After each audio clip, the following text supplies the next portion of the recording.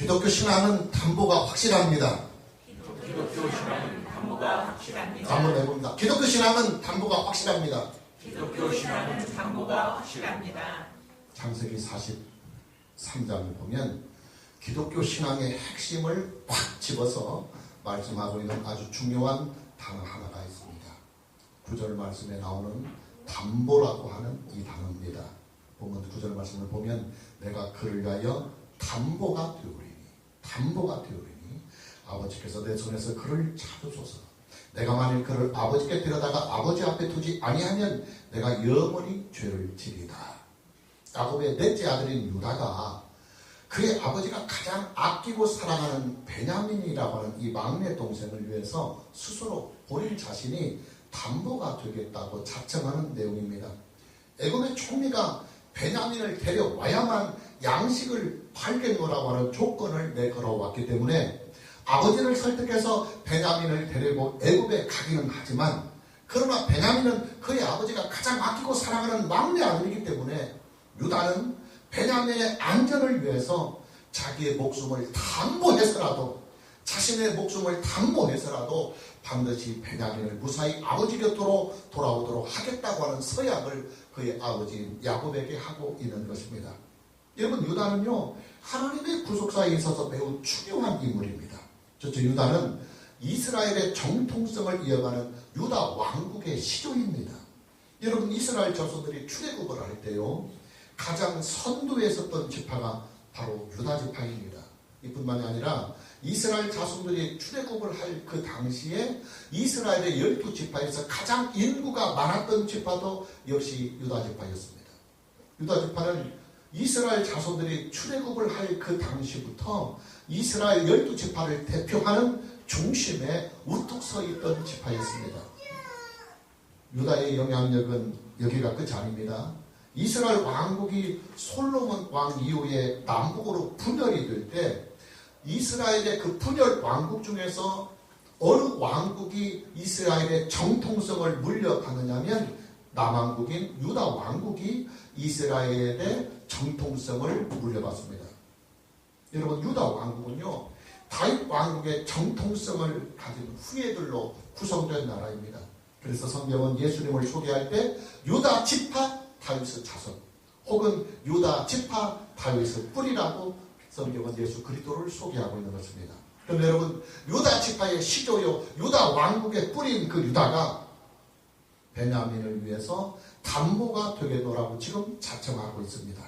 아버지가 가장 아끼고 사랑하는 베냐민을 대신해서 자기의 목숨을 담보로 내놓고서라도 동생을 반드시 지키겠노라고 서약하고 있는 것입니다. 여러분, 유다의 이런 결단은요, 그냥 우연한 일이 아닙니다. 유다의 이런 결단의 배경에는 하나님의 구속사가 고고히 흐르고 있습니다. 하나님의 구속의 복음이 흐르고 있는 것입니다. 그 구속의 복음이 뭐냐면 유다의 자손으로 이 세상에 오실 우리 주 예수 그리스도의 구속의 복음을 지금 유다가 미리 보여주고 있는 것입니다. 여러분, 본문 말씀에서 사용하고 있는 이 담보라고 하는 이 단어의 의미는 보증을 한다, 책임을 진다, 혹은 전당을 잡힌다, 좀 더 넓은 의미로는 중보한다 하는 이런 함축적인 의미를 다 가지고 있는 단어입니다. 특히 본문 말씀에서 사용하고 있는 이 담보라고 하는 단어는 문맥상으로 볼 때 유다가 자기의 목숨을 담보로 내놓고 막내 동생인 베냐민을 반드시 살아서 돌아오게 할 것이라고 하는 약속인 것입니다. 여러분, 그리스도의 직계 조상인 유다가요, 자기의 목숨을 담보로 내놓고 형제들을 대표해서 막내 동생인 베냐민을 살리려 하고 있습니다. 그렇다면 여러분, 유다의 행동은 지금 무엇을 나타내고 있을까요? 예, 장차 유다의 후손으로 이 세상에 오실 우리 주 예수 그리스도의 구속의 사건을 미리 지금 보여주고 있는 것입니다. 유다가 자기 목숨을 담보로 내놓고 그의 형제들을 대표해서 베냐민을 구하려 했던 것처럼 유다의 후손으로 이 세상에 오신 우리 주 예수 그리스도는 우리를 살리기 위해서 예수님 당신 자신의 목숨을 십자가에 담보로 내주셨던 것입니다. 여러분, 기독교 신앙은요, 담보가 아주 든든하고 확실합니다. 이 확실한 담보가 우리의 믿음을 든든하게 받쳐주고 있고 우리의 믿음을 든든하게 지켜주고 있습니다. 이 확실한 담보가 우리가 얻은 구속의 은혜를 아주 확실하고 든든하고 그리고 안정성 있게 영원히 지켜주고 있는 것입니다. 오늘은 기독교 신앙만이 가지고 있는 구원의 확실한 담보에 대하여 말씀을 드리려고 합니다. 첫째로 예수님의 십자가 사건은 완전하고도 영원한 구속의 담보입니다. 여러분, 담보의 핵심은요, 책임을 진다는 말이 있어요. 확실한 보증에 있는 것입니다. 여러분, 담보가 든든하면요, 은행들은 안심을 하고 돈을 빌려줍니다. 담보가 든든하니까 돈을 빌려줘도 떼일 염려가 없는 것입니다. 만에 하나 돈을 갚지 못하면 담보를 처분하면 되니까 말입니다. 여러분, 예수님의 십자가 사건은요, 완전하고도 영원한 구속의 담보입니다. 우리가 참고구절로 히브리서 10장 14절 말씀을 함께 보면 그가 거룩하게 된 자들을 한 번의 제사로, 이게 이제 십자가 사건을 말하는 것입니다. 단 한 번의 제사로 영원히 그리고 온전하게 완전하다는 말입니다. 하셨느니라. 예수 그리스도가 단 한 번의 십자가의 죽음을 통해서 우리의 구원을 완전하고도 영원히 이루어 주셨다. 할렐루야. 예수님께서 우리의 죄를 대신하여 십자가에 죽으심으로 그를 믿는 자들에게는 죄에 대한 처벌과 죄에 대한 형벌과 죄에 대한 심판이 완전하게 그리고 영원히 깨끗하게 청산이 되었다는 말씀입니다. 여러분, 우리가 이런 것을 생각해 볼 수 있어요. 은행에 빌린 돈을 내가 갚지 못하게 되자 은행에서는 내 담보를 처분해서 내가 빌린 모든 채무를 다 가져갔습니다. 그렇다면 여러분, 담보의 처분으로 말미암아 내 채무는 깨끗이 다 정리가 된 것입니다. 여러분, 예수님의 십자가 사건은요, 내 죄에 대한 구속의 담보입니다. 원칙적으로 내 죄에 대한 내 죄값은 내가 다 갚아야 하지만, 내가 다 지불해야 하지만, 내 죄값을 위해서 예수님께서 자신의 생명을 담보로 내주셨습니다. 그리고 그 담보가 십자가상에서 처분이 되었습니다. 이게 중요합니다. 담보가 처분이 되었습니다. 하나님은 구속의 담보인 예수님의 생명을 십자가에서 처분해 주셨습니다. 그리고 그 예수님의 담보를 처분해서 내가 갚아야 할 나의 모든 죄값을 다 청산해 주셨습니다. 할렐루야. 이제 우리는 예수님의 십자가 사건으로 말미암아 죄에 대한 채무가 완전히 그리고 영원히 청산이 되었습니다. 하나님은 우리에게 죄 사함을 받았다고 하는 법적인 승인을 주셨습니다. 내 죄에 대한 처벌이 완전하게 그리고 영원히 끝났다고 하는 사실을 법적으로 선포해 주셨습니다. 여러분, 그렇잖아요. 담보를 처분해서 내가 은행에 빌린 채무를 다 변제했으면 내가 짊어진 모든 채무는 완전히 그리고 영원히 깨끗이 청산이 된 것입니다. 나는 이제 은행에 빚을 갚아야 할 이유가 전혀 없게 되는 것입니다. 여러분, 예수님의 십자가 사건은요, 내 죄에 대하여 내 스스로가 해결할 수 있는 능력이 안 되니까 하나님이 나를 대신해서 예수님을 세워 그 예수님을 담보로 해서 예수님의 목숨을 담보로 주셔서 해결해 주신 사건이 바로 예수님의 십자가 사건입니다. 예수님은 자기의 목숨을 우리의 죄를 대신하는 담보물로 내놓았습니다. 그리고 하나님은 예수님이 내놓은 그 담보물을 십자가상에서 처분하셨습니다. 우리의 죄를 사하여 주셨습니다. 그리고 우리도 예수 그리스도를 믿는 우리 모두에게 예수님이 주신 그 담보의 효력이 발생하게 하였습니다. 할렐루야. 이것이 바로 구속의 복음이에요. 이것이 바로 구속의 은혜입니다. 그리고 그것을 믿는 신앙을 우리는 구속의 신앙이라고 하는 것입니다. 여러분, 저와 여러분이요, 우리도 예수 그리스도를 구속의 주님으로 믿잖아요. 우리가 구속의 신앙으로 예수 그리스도를 믿잖아요. 그러면 그 즉시로 예수님의 십자가 사건이 주는 구속의 담보의 효력이 그 즉시로 발생합니다. 그리고 그 담보의 효력이 우리의 구속을, 우리의 구원을 완전하고도 영원히 책임져주고 보증해줍니다. 할렐루야.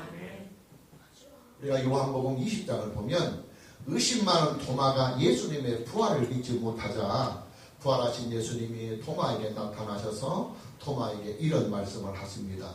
참고 구절로 요한복음 20장 27절 말씀을 보면 토마에게 이르시되, 자, 예수님께서 토마에게 하는 말씀입니다. 네 손가락을 이리 내밀어 내 손을 보고 네 손을 내밀어 내 옆구리에 넣어보라. 그리하여 믿음 없는 자가 되지 말고 믿는 자가 되라. 여러분, 이 말씀을 보면요, 부활하신 예수님의 몸에 부활하신 예수님의 몸에는 십자가의 흔적이 그대로 남아있다는 사실을 알 수 있습니다. 부활하신 예수님의 손에는 못 박힌 흉터가 그대로 남아있고, 부활하신 예수님의 옆구리에는 창에 찔린 흉터가 그대로 남아있습니다. 예수님은 그 흉터들을 토마에게 내보이면서 내가 십자가에 못 박혀 죽은 바로 그 예수요, 지금 네 앞에 있는 나는 죽었다가 부활한 예수가 맞다고 하는 사실을 지금 증명하고 계시는 것입니다. 그런데 여러분, 부활하신 예수님의 그 영광스러운 몸에 왜 십자가의 흔적들이 그대로 남아 있을까요? 아니, 부활하신 예수님의 그 영광스러운 몸에 왜 십자가에 못 박히고 창에 찔리신 그 부끄러운 흉터들을 그대로 가지고 계시느냐 이 말입니다. 여러분, 지금 지금 예수님은 하나님 우편에 계십니다. 그런데 지금 하나님 우편에 앉아 계시는 예수님은요, 지금도 그 흉터의 몸을 그대로 가지고 계십니다. 그리고 예수님이 재림하실 때도 그 흉터가 있는 몸을 그대로 가지고 재림하십니다. 우리가 참고구절로 사도행전 1장 11절 말씀을 보면 이르되 갈릴리 사람들아 어찌하여 서서 하늘을 쳐다보느냐, 너희 가운데 하늘로 올라가신 이 예수는 하늘로 가심을 본 그대로 오시리라. 예수님은요, 흉터를 가지신 그 몸으로 그대로 부활하셨고, 그리고 흉터를 가지신 그 몸으로 그대로 승천하셨고, 흉터를 가지신 그 몸으로 지금도 하나님 우편에 계시다가 흉터를 가지신 그 몸을 그대로 가지시고 다시 재림하십니다. 왜 부활하신 예수님의 그 영광스러운 몸에 십자가의 흔적들이 그대로 남아있느냐? 그 흉터는요, 우리의 구속을 보증하는 영원한 담보 같기 때문에 그래요. 그리고 여러분, 예수님은요, 우리의 죄를 대신해서 십자가에 죽으셨을 뿐만 아니라 부활하시고 승천하시고 지금은 하나님 우편에 앉아서 자신의 몸에 있는 그 십자가의 흉터, 그 십자가의 흔적을 가지고 내가 저를 위하여 십자가에 죽었고 내가 저의 구속을 대신하여 속죄함을 줬노라고 그의 흉터의 몸을 가지고 하나님 우편에서 우리의 구속을 영원히 담보하시고 보증하시는 것입니다. 할렐루야. 그러니 여러분, 예수님을 구속의 주님으로 믿는 저와 여러분들은요, 가장 안전하고 가장 확실한 예수님의 담보가 있기 때문에 우리의 구원이 보증을 받고 또 우리의 구원이 안전하게 지켜지는 것이며 또 우리의 구원이 영원한 것입니다. 할렐루야. 오늘 저와 여러분 모두에게 예수님의 십자가 사건이 주는 이 구속의 담보를 믿고 구원의 확신을 갖는 은혜가 있기를 주님의 이름으로 축복합니다. 두 번째로 예수님의 부활의 사건은 영생에 대한 확실한 담보가 됩니다. 이런 예수님의 부활의 사건은요, 하나님의 구속사에 있어서 아주 중요한 세 가지의 진실에 대하여 결정적인 증거를 역사 앞에 증거해 주고 있습니다. 첫째, 예수님의 부활의 사건은 예수님이 하나님의 아들이라고 하는 사실을 입증하는 결정적인 증거가 됩니다. 여러분, 죽음을 이기는 권세는 오직 하나님만이 가지신 고유한 권세입니다. 그런데 예수님이 죽음을 이기고 다시 살아나셨으니까 예수님의 부활은 예수님이 하나님의 아들이라고 하는 사실을 입증하는 결정적인 증거가 되는 것입니다. 두 번째로 예수님의 부활의 사건은 예수님이 죄가 없다고 하는, 무죄하다고 하는 결정적인 증거가 됩니다. 여러분, 성경은요, 죽음의 원인이 죄라고 선포하고 있습니다. 병으로 죽든 노환으로 죽든 사고로 죽든 죄가 근본적으로 사람에게 있기 때문에 인간은 죽는 것입니다. 여러분, 하나님께서 사람을 창조하실 때는요, 죄가 없는 무죄한 인간으로 창조하셨습니다. 그러기에 죄가 사람에게 들어오기 전까지는 사람은 죽지 않고 영생을 하는 존재였습니다. 그러나 죄가 들어옴으로 인하여 그때부터 사람에게는 늙고 병들고 사고가 나서 죽게 되는 것입니다. 중요한 것은 예수님은 죽은 자 가운데서 다시 살아나셨다고 하는 이 사실입니다. 여러분, 예수님의 부활은요, 죽음의 권세가 예수님을 묶어 놓을 수 없기 때문에 예수님이 그 죽음의 권세를 이기고 다시 살아나신 것입니다. 그리고 죽음의 권세가 예수님을 묶어 놓을 수 없었다고 하는 이 사실은 예수님에게는 죄가 없다는 사실을 입증하는 것입니다.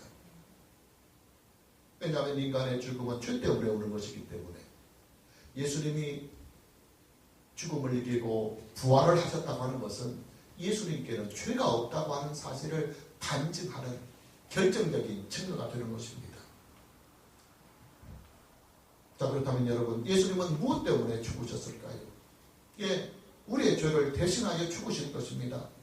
따라서 예수님의 부활의 사건에 주는 세 번째 중요한 진실은 예수님의 십자가 사건이 우리의 죄를 구속하기 위한 대속의 죽음이었다고 하는 사실을 입증하는 결정적인 증거가 된다 이 말입니다. 여러분, 법정에서는요 증거를 가지고 다툽니다. 우리나라는 또 모든 나라들은 다 증거재판주의 원칙을 따릅니다. 그래서 법정에서는 증거를 가지고 다툽니다. 결정적인 증거를 내놓는 사람이 반드시 재판에서 소송에서 이기는 것이 증거주의입니다. 여러분, 예수님의 부활의 사건은요, 예수님의 십자가 사건이 우리의 죄를 대속한 죽음이요, 그렇기 때문에 예수 그리스도를 믿으면 구속의 은혜를 얻는다고 하는 이 구속의 복음에 가장 든든하고도 가장 확실한 증거가 되고 담보가 됩니다. 할렐루야. 예수님의 부활의 담보는요, 예수님의 십자가 사건을 든든하게 보증해 줍니다. 모든 인간은 자기의 죄로 죽지만은 예수님의 죽음만은 예외다. 예수님은 하나님의 아들로서 전혀 죄가 없이 십자가에 죽으셨는데, 그럼 그분이 왜 죽었느냐? 우리의 죄를 대신하여 죽으셨다. 할렐루야. 그 증거가 예수의 부활이다. 그래서 예수님의 부활의 사건은 예수님의 십자가 사건이 우리의 죄를 대신한 구속의 죽음이요, 속죄의 죽음이요, 대속의 죽음이라고 하는 사실을 영원히 보증해주는 결정적인 증거가 되는 것입니다. 예수님의 부활의 담보가 있는 한 예수님을 음해하는 사람들, 또 예수님이 요셉의 아들이니 하면서 예수님을 평가절하하는 사람들, 그리고 또 예수님을 부인하는 그 어떤 세력들도 예수님의 부활의 이 역사적인 사건이 있는 한 그 예수님의 부활의 사건이 이 모든 예수님에 대한 오해, 또 음해, 평가절하, 예수님에 대한 이 비난들을 다 이깁니다. 왜? 이것보다 더 결정적인 증거는 없습니다. 여러분, 소송에서도 재판에서도 서로 다투기에 무엇을 가지고 이기느냐 하면 증거를 가지고 이긴다고 했습니다.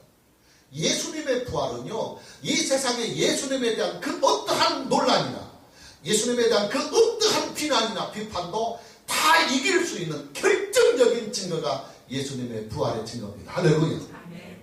여러분, 저와 여러분의 믿음은요, 부활하신 예수님이 든든하게 증거를 가지고 우리의 믿음을 지금 담보해 주고 있습니다.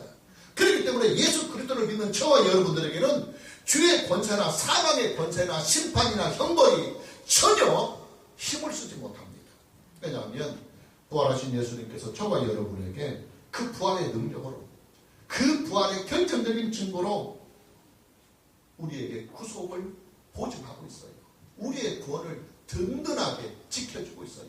이것보다 더 확실한 증거는 우주상에 존재하고 있지 않기 때문에 예수님의 부활의 그 확실한 증거가 저와 여러분의 구속의 담보가 되고, 그리고 영생의 담보가 된다. 할렐루야. 오늘 저와 여러분 모두에게 부활하신 예수님의 그 담보를 믿고 우리의 구원에 대하여, 영생에 대하여 분명한 확신을 가질 수 있는 은혜가 있기를 주님의 이름으로 축복합니다. 세 번째로, 예수님께서 지금 하나님 우편에 앉아 계시는데, 예수님께서 하나님 우편에 앉으신 이 사건은 중보의, 예수님의 중보의 든든한 담보가 되고 있습니다. 여러분, 천주교에서는요, 하나님과 우리 사이에 성모 마리아가 중보를 하고 있다고 주장을 합니다. 그러나 여러분, 하나님과 우리 사이의 중보는 아무나 할 수 있는 것이 아니에요. 하나님과 우리 사이의 중보자가 되려면 두 가지의 자격이 있어야 합니다. 첫째는 우리의 죄를 대신해서 속죄의 제물로 죽으신 분만이 우리를 중보할 수 있어요. 그리고 둘째는 죽은 자 가운데서 부활하신 분만이 가능합니다. 이 두 가지의 요건이 충족되지 못하면 결단코 하나님과 우리 사이에 중보를 할 수 없어요. 근데 여러분, 예수님을 임신하고 또 예수님을 탄생시킨 마리아가 우리의 죄를 속죄의 제물로 죽은 일이 없어요. 우리의 죄를 대신하여 죽은 일이 전혀 없습니다. 그리고 마리아가 부활한 일이 전혀 없습니다. 여러분, 마리아는요 그냥 마리아일 뿐입니다. 하나님의 선택과 하나님의 은혜를 입고 그리스도를 잉태하고 그리스도를 탄생하는 일에 하나님께로부터 쓰임을 받았던 사람일 뿐이에요. 마리아는 그 이상도 그 이하도 아닌 것입니다. 마리아뿐만이 아니에요. 바티칸의 교황이나 천주교의 사제들도 우리를 중보할 수 있는 자격이나 권한이 전혀 없어요. 고해 성사를 우리가 그들에게 할 이유가 전혀 없는 것입니다. 가끔씩 우리들 주변에서 보면 큰 교회 목사들, 유명한 목사들이 너무 신격화가 되어서 목사의 권위가 이제 높아지면 마치 목사에게 하나님과 성도들 사이를 중보하는 중보의 능력이 있는 것이 아닌가 하고 성도들이 목사의 종이 되는 사람들이 있어요. 그러나 여러분, 목사에게는요 다름없고 중보의 자격도 중보의 능력도 전혀 없습니다. 목사는 그저 목사일 뿐입니다.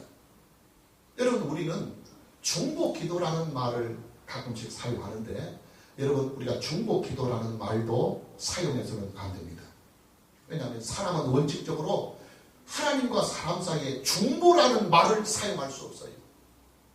인간은 오직 예수 그리스도만이 하나님과 우리 사이에 중보라는 말을 쓸 수 있고 중보자가 되는 것이지 인간은 결단코 중보자가 될 수 없어요. 아니, 중보자의 자격이 전혀 없고 중보자의 권한이 전혀 없는 사람이 어떻게 다른 사람을 위해서 중보의 기도를 드릴 수 있겠습니까? 여러분, 우리는요 성경에서 말씀하고 있는 이 중보라고 하는 의미를 너무나 모르고 있어요. 여러분, 중보라고 하는 의미는 담보라는 의미와 같은 단어입니다. 책임을 질 수 있는 자, 보증을 할 수 있는 자, 심지어 자기의 목숨을 내놓고서라도 반드시 책임을 질 수 있는 자에게 중보라는 말을 사용할 수 있는 것입니다. 여러분, 사람은요 어느 누구도 하나님과 사람 사이를 중보할 수 없어요. 사람은 그저 사람일 뿐입니다. 하나님의 은혜가 아니면 멸망을 받을 수밖에 없는 죄인일 뿐입니다. 우리 주 예수 그리스도의 구속의 은혜가 아니면 어느 누구도 감히 하나님 앞에 스스로 나아갈 수 없는 자들이 바로 인간입니다. 아니, 자기 자신조차도 스스로 하나님께 나아갈 수 없는 무능한 자가 어떻게 하나님과 인간 사이를 중보할 수 있겠습니까? 우리는 그저 형제를 사랑하고 이웃을 사랑하는 마음으로 기도로 섬기는 것뿐입니다. 형제를 사랑하고 이웃을 사랑하는 마음을 기도로 표현하는 것입니다. 우리가 형제를 위하여 기도하고 이웃을 위하여 기도하는 일은 그 이상도 그 이하도 아닌 것입니다. 중요한 사실은 예수님께서 하나님 우편에서 우리를 중보하고 계신다고 하는 이 사실이에요. 내 죄를 대신해서 십자가에 못 박히시고 창에 찔리신 그 흉터의 몸을 가지신 그 예수님이 부활의 그 몸을 가지고 십자가의 흔적을 가지고 하나님 우편에서 우리의 구속을 중보해주고 있고 우리의 기도를 중보해주고 계십니다. 할렐루야. 예수님의 이 중보는 우리에게 든든한 담보가 되기 때문에 우리는 날마다 넘어지고 자빠져도 구속의 은혜를 잃어버리지 않는 거예요.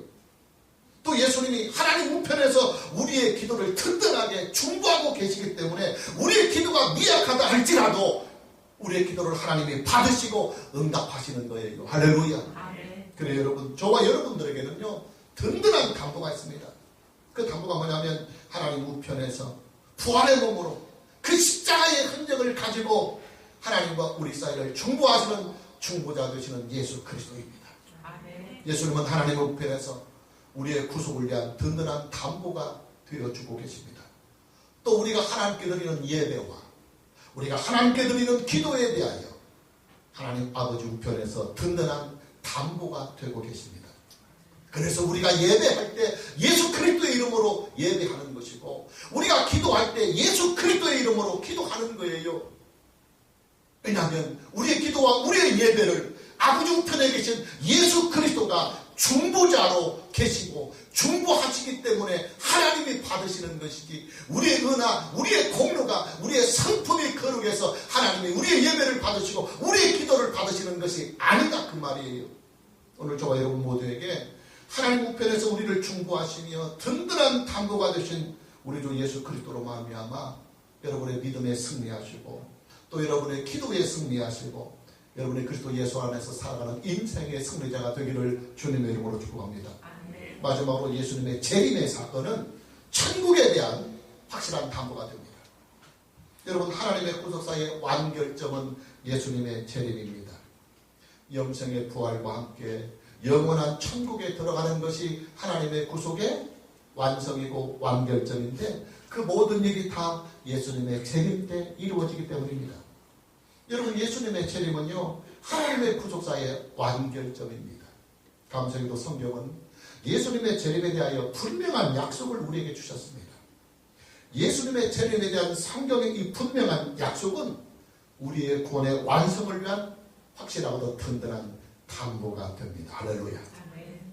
이제 저와 여러분은 성경이 우리에게 담보하고 있는 그 예수님의 재림을 확실하게 믿어야 합니다. 아멘. 그리고 그 믿음으로 우리는 영생의 부활의 날을 사모하고 그리고 그 부활의 몸으로 천국에 들어가 영원히 하나님의 나라에서 살게 되는 그 영생의 희망과 천국의 소망을 가져야 합니다. 아멘. 오늘 저와 여러분 모두에게 예수님의 재림에 대한 이 굳은 믿음으로 영생의 부활과 천국에 대한 소망이 더욱 견고히 세워지는 은혜가 있기를 주님의 이름으로 축복합니다. 자, 마무리합니다. 여러분, 기독교 신앙은요, 든든하고도 안전한 그리고 확실한 그리고 영원한 담보 위에 세워진 신앙입니다. 그 담보가 뭐냐면 우리 주 예수 그리스도입니다. 할렐루야. 아멘. 이 확실한 담보가 우리의 믿음에 있는 한 우리의 믿음은 반드시 이루어지며 우리가 믿었던 일들에 대하여 성경이 약속한 또 우리가 소망했던 모든 일들은 결단코 한 점도 잃어버리지 않고 안전하고도 영원히 이루어지며 지켜집니다. 아멘. 오늘 저와 여러분 모두에게 우리 주 예수 그리스도를 주신 구속의 주님으로 믿는 그 믿음이 더욱 견고히 세워지는 은혜가 있기를 주님의 이름으로 축복합니다. 아멘. 찬양합니다.